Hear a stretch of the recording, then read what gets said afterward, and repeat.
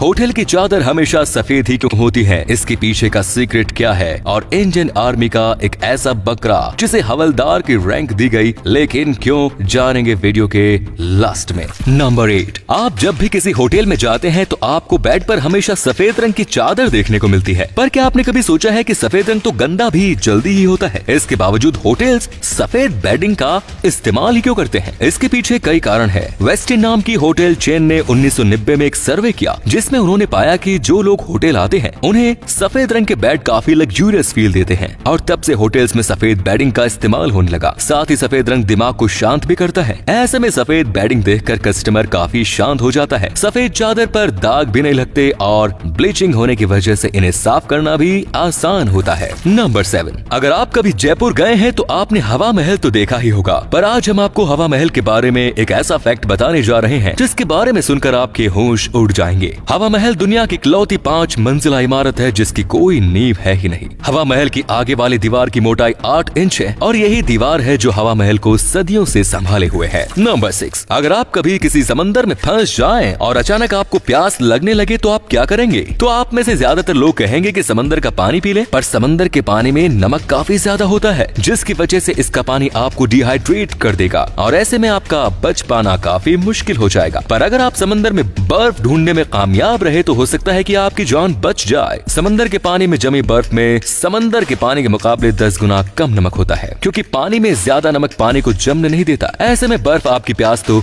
बुझा देगी, साथ ही आपको डिहाइड्रेट होने से भी बचाएगी। नंबर 5, पाकिस्तान के बारे में आपने काफी कुछ सुना होगा और पढ़ा होगा, तो अब अगर मैं आपसे पूछूं कि पाकिस्तान का नेशनल एनिमल कौन सा है तो इसका जवाब आप में से ज्यादातर लोगों के पास नहीं होगा। पाकिस्तान के नेशनल एनिमल का नाम है मारखोर। मारखोर एक जंगली बकरा होता है जिसके नाम का मतलब होता है सांप खाने वाला। मारखोर सेंट्रल एशिया, काराकोरम और हिमालयन इलाकों में देखने को मिलता है, जिन्हें 2015 में लुप्त हो रही प्रजातियों में शामिल किया गया। नंबर 4, इंडियन ड्राइविंग लाइसेंस का तो आप इंडिया में तो इस्तेमाल करते ही हैं, पर क्या कभी आपने सोचा है कि इंडियन ड्राइविंग लाइसेंस को आप और कौन से देश में इस्तेमाल कर सकते हैं? आपको जानकर हैरानी होगी कि इंडियन ड्राइविंग लाइसेंस को अपने देश के अलावा 21 और दूसरे देशों में भी इस्तेमाल किया जा सकता है। इस लिस्ट में आप उन 21 देशों का नाम देख सकते हैं जिनमें आप इंडियन ड्राइविंग लाइसेंस का इस्तेमाल कर सकते हैं। इसमें यूएसए, ऑस्ट्रेलिया, साउथ अफ्रीका और न्यूजीलैंड जैसे बड़े देश भी हैं। शर्त इतनी है कि इन देशों में इंडियन ड्राइविंग लाइसेंस का इस्तेमाल करने के लिए उस पे दी गई डिटेल्स इंग्लिश में होनी चाहिए। नंबर 3, अलेक्जेंडर ग्राहम बेल के बारे में तो आपने सुना ही होगा। उनका आविष्कार ही था जिसकी मदद से आज आप हजारों किलोमीटर दूर बैठे व्यक्ति से भी आसानी से बात कर सकते हैं। पर क्या आप जानते हैं कि टेलीफोन का आविष्कार करने वाले बेल टेलीफोन पर इस्तेमाल करके कभी अपनी फैमिली से बात नहीं कर पाए। बेल की फैमिली में उनकी माँ और उनकी बीवी 2 ही लोग थे और दोनों ही सुन नहीं सकते थे, इसीलिए उनसे टेलीफोन पर बात करना पॉसिबल था ही नहीं। नंबर 2,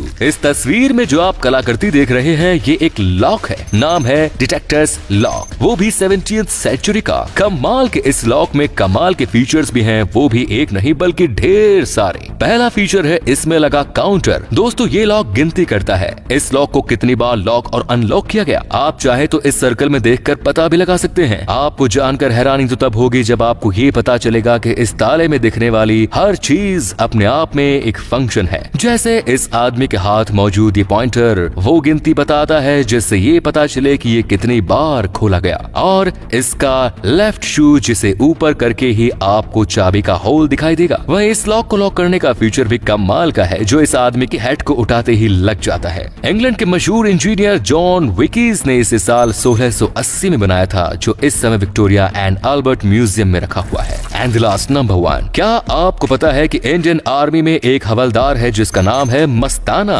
और ये मस्ताना सा नाम इस बकरे का है। आप यही सोच रहे हैं ना, एक बकरा वो भी हवलदार और वो भी भारतीय सेना का। जी हाँ, आपने सही सुना, ये कोई मामूली बकरा नहीं बल्कि बेहद अनोखा है जिसके पीछे की कहानी और भी अनोखी है। तो हुआ यूं कि साल 1965 में इंडिया पाक जंग के दौरान भारतीय सेना की एक टुकड़ी लैंड माइंस में जा फंसी। जमीन के नीचे बारूद था और सेना को ये रास्ता हर हाल में पार करना था, जिंदा या मुर्दा। तो तभी सभी जवानों ने भगवान से प्रार्थना की और भगवान ने इनकी प्रार्थना सुन भी ली, एक बकरे को भेजकर। जी हाँ, जो अचानक ही कहीं से इनके सामने आ गया और बिना किसी ब्लास्ट के इस माइन को पार कर गया। बस फिर क्या था, सेना की टुकड़ी ने इसके कदमों की नकल कर ली और उनकी जान बच गई। तब से इसका नाम रखा गया मस्ताना, जिसे भारतीय सेना में हवलदार का दर्जा भी दिया गया। हालांकि अभी असली मस्ताना तो इस दुनिया में नहीं है, लेकिन मस्ताना हवलदार की पोस्ट पर भर्ती आज भी होती है। दोस्तों, अगर आपको ये वीडियो अच्छा लगा तो आप अपने दोस्तों के साथ इसे शेयर जरूर करें। इससे हमें मोटिवेशन मिलता है और भी अच्छी वीडियोस लगातार बनाते रहने के लिए। अपने 5 मिनट देने के लिए बहुत बहुत